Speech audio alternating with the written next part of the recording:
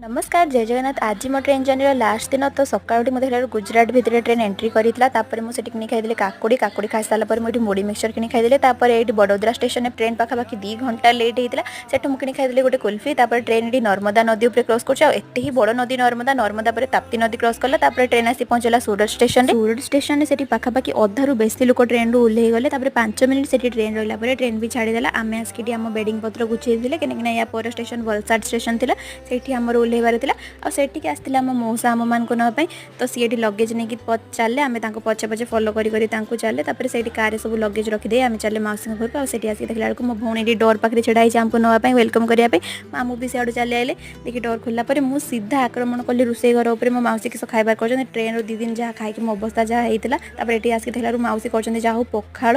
गाधे गुदा कि फ्रेश होती समस्त बस पखाड़ खायापी। आज पुणी देखा गोटे ब्लॉग रे रही। जय जगन्नाथ हर हर महादेव।